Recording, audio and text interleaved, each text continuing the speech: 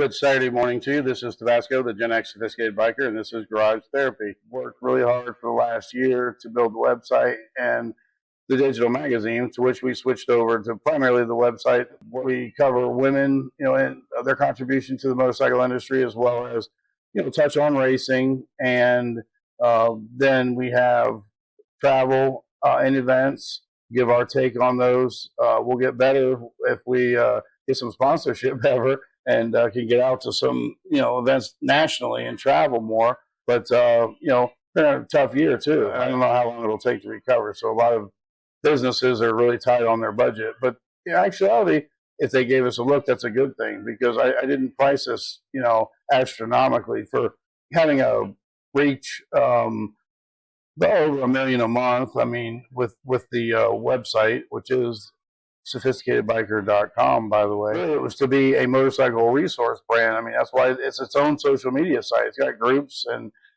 forums we can add to it. Everybody has their own profile. They can keep it private. They can actually file share too, which is something I haven't seen on some of these other platforms, where they can create a group and they can literally have private folders that they share with their group or individuals, and share files with people. But we have a very unique offering. I feel that a lot of, in fact, nobody I know offers in that format. There are some really good podcasts out there. Four for the Road is one I enjoy. I want to talk about Mr. Black and his influence. If you have an interest in biker life, or motorcycle club life, I'm sorry, he was a very unique character, and one of my best friends in the world. So before he passed away. So yeah, I guess that before I go to Mr. Black, if anybody's actually going to spend the time to watch this, many people that obviously follow us, they know me, because I know a lot of people. I've been in the club life for about 20 years, and I kind of grew up in it. My dad was the president of a motorcycle club, fairly good size, where I was born, and I was actually born into his club, because my first membership card's hanging in my office in a frame from when I was born.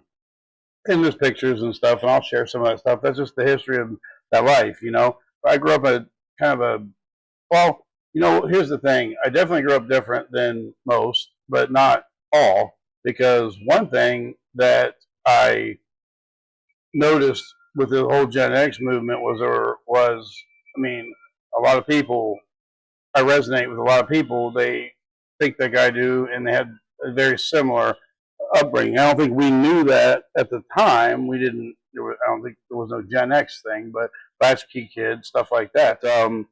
So having kids young and out of high school and stuff, I didn't jump into club life till later, because I knew the commitment to it. But I did grow up around guys that had road names like Fire Clown and Blackbeard, and Tiny. Of course, he was heavy. It's just odd, because I really didn't have to go to the club life. And my dad's club was long closed before I ever went into the life as a patch. But I resonated to the same people that he had friendships with in the 60s before I was born. And in fact, there's a picture of a fellow named Indian who's been 50 plus years. Well, I'm 50, almost 55. And he was there where I was born, and he was in another club. And he really still is in that club. He retired. The club basically struggled to regenerate later in the years, and they retired the patch when the two oldest, Indian and actually Cowboy and Indian, both retired, I believe, what I've heard. And so spent some years rather quickly coming up in a big club that had its roots in history way back. I mean, one of the few, say, half dozen that have been here the longest. And just due to the nature of turnover and events in this life, I stepped into leadership pretty quick. And I was already a boss. I had like 150 employees in 3 offices. I was IT manager, regional manager for IT, and installation, construction. But so it was natural.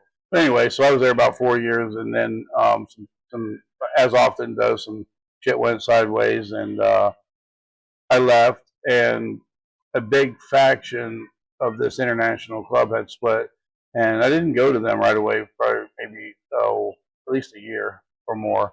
And I was approached by the founder, who happened to be the national vice president. I think he backfilled for me as president when I left the other organization. And we're still really good friends today.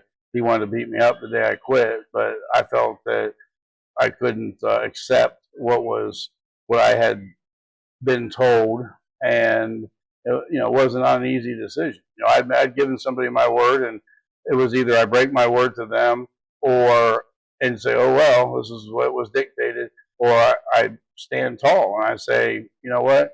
I mean, to the point that it cost me my patch. In my opinion, they didn't take it. I gave it, but I left as the number one guy and really the World Mother chapter. So, but anyway, so when they approached me, and basically it was a collection of the same fellows that was in the organization. They'd end up leaving too, which I assumed would probably happen. Everyone spits the Kool-Aid out sooner or later. I mean, no matter what Kool-Aid is. I'm not saying theirs is any more sour than anybody else's. It seems prevalent these days. But we're going back like 15 years now, 16 years ago maybe.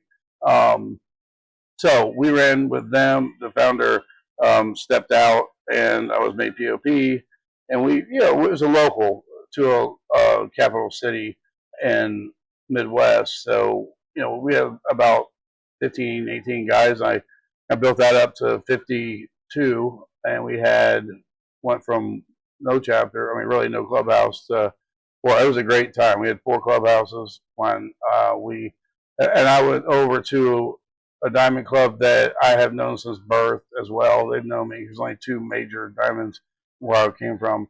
And, I was looking for a national club because I knew I was going to be moving to Florida. And I told everybody, look, I'm going to step up over here because I need to see if this is going to work. That was like a year before we moved to Florida. So I want to make sure this is going to work. It's going to stick. It's going to be right for me. And that way, when I got down here, we were selling the house. We planned this for 10 years, and I didn't know anybody down here, really. Not where I'm at. And anyway, so we sold the house, sold everything, bought a 5th wheel, moved to Florida. But at least I've been in a club long enough that I had built base friendships and met some of the guys that live down here as well. So immediately went right to a chapter, and then at least you have a pocket of friends when you get down here. They got big egos, it's plain to see. I didn't leave the life left me. There ain't no honor in the life no more. They say they love you, but like a fitting kind of whore. There ain't no honor in the life no more. They playing games and we about to war. Keep your head on a swivel and watch your back, or you can fuck around.